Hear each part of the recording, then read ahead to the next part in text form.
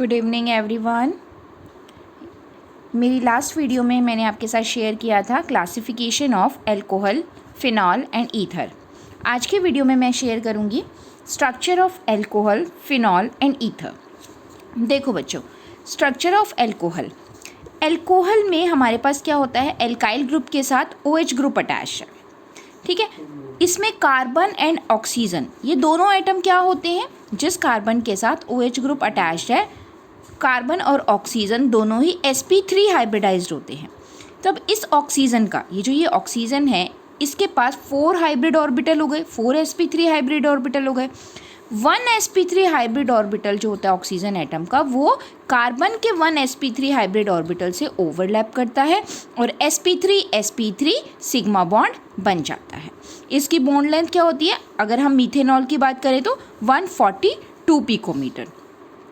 अब इस ऑक्सीजन पर रिमेनिंग कितने रह गए, 3 sp3 हाइब्रिड ऑर्बिटल्स।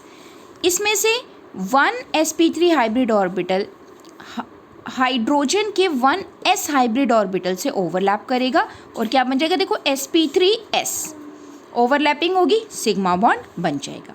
रिमेनिंग जो sp3 हाइब्रिड ऑर्बिटल्स हैं उनमें क्या प्रेजेंट होंगे, लॉन पेयर।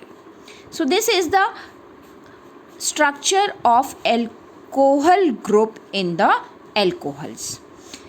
देखो बेटा, अब यहाँ पर एक क्वेश्चन आता है कि कार्बन, ऑक्सीजन, हाइड्रोजन जो बॉन्ड एंगल है, अब sp3 हाइब्रिडाइजेशन है तो बॉन्ड एंगल क्या होना चाहिए, 109.28 डिग्री होना चाहिए, but bond angle reduces to 108.9 degree.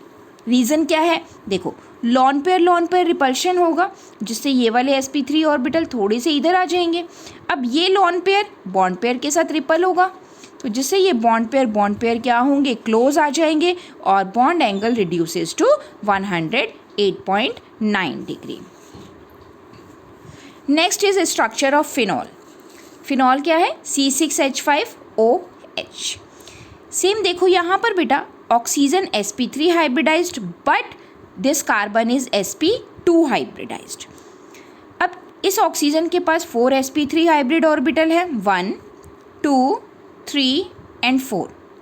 1 sp3 hybrid orbital जो होता है ऑक्सीजन एटम का, वो ओवरलैप करेगा 1 sp2 hybrid orbital of carbon atom. यहाँ पर बॉन्ड लेंथ कितनी हो गई, 136 picometer. This is sp2 sp3 overlapping gives the sigma bond.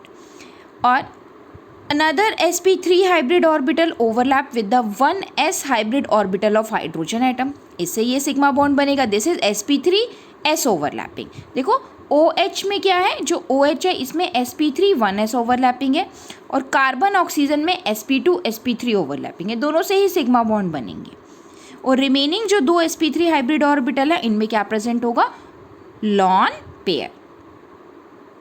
Okay, question is carbon oxygen bond length. अब यहाँ पर देखो बेटा, ये कार्बन ऑक्सीजन बॉन्ड लेंथ जो है फिनोल में, this is 136 picometre and this is in methanol it is 142 picometre.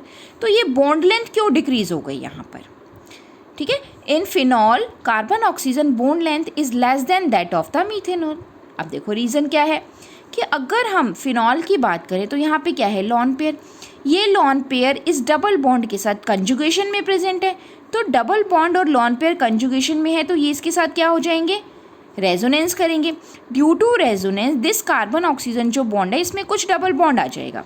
जब ये लॉन पेयर इधर शिफ्ट होंगे तो यहाँ क्या आ जाएगा, डबल बॉन्ड आ जाएगा और ये डबल बॉन्ड इधर इस कार्बन पर शिफ्ट होगा, ठीक है। तो जिससे कार्बन ऑक्सीजन जो है बॉन्ड में डबल बॉन्ड कैरेक्टर आ जाएंगे और बेटा डबल बॉन्ड की जो लेंथ होती है वो सिंगल बॉन्ड की लेंथ से कम होती है, इसलिए ये बॉन्ड लेंथ कम होगी। सेकेंड रीज़न, ये sp2 हाइब्रिडाइज्ड भी है कार्बन, तो sp2 हाइब्रिडाइज में जो बॉन्ड लेंथ होती है वो कम होती है sp3 के कंपैरिजन में।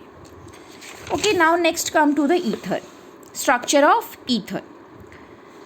ईथर की स्ट्रक्चर में भी क्या होता है, 2 एल्काइल ग्रुप है और बीच में oxygen atom. This oxygen atom is sp3 hybridised. अब ये sp3 हाइब्रिड ऑर्बिटल है, हाइब्रिडाइजेशन है, तो ऑब्वियसली 4 हाइब्रिड ऑर्बिटल्स होंगे sp3। अब 1 sp3 हाइब्रिड ऑर्बिटल ओवरलैप करेगा इस एल्काइल ग्रुप के कार्बन एटम से, ठीक है, sp3 overlapping. Same next sp3 hybrid orbital overlap करेगा सेकेंड एल्काइल ग्रुप के कार्बन एटम से, sp3 सिग्मा बॉन्ड बनेगा। रिमेनिंग 2 sp3 हाइब्रिड ऑर्बिटल्स में क्या प्रेजेंट है, लॉन पेयर्स। ओके, नाउ यहाँ पर रीजनिंग का क्वेश्चन क्या आता है कि sp3 हाइब्रिडाइजेशन है, so bond angle should be वही 109.28 degree, but bond angle is 111.7 degree in dimethyl ether. देखो बेटा इसका रीज़न क्या है, यहाँ ऑक्सीजन एटम के दोनों तरफ एल्काइल ग्रुप है, तो ये जो एल्काइल ग्रुप होते हैं, ये बल्कि एल्काइल ग्रुप, बड़े बड़े जो एल्काइल ग्रुप होते हैं, ये एक दूसरे के इलेक्ट्रॉन्स को रिपेल करते हैं। बल्कि एल्काइल ग्रुप जो होते हैं, इनमें एल्काइल ग्रुप में क्या होता है, रिपल्शन होता है, जिसकी वजह से ये बॉन्ड्स हैं ये दूर शिफ्ट हो जाते हैं और बॉन्ड एंगल इंक्रीज हो जाता है। This bond angle is more than that of the 109.28 degree. This is due to alkyl group repulsion. So these were the structures of alcohol, phenol and ether. Thank you. Goodbye.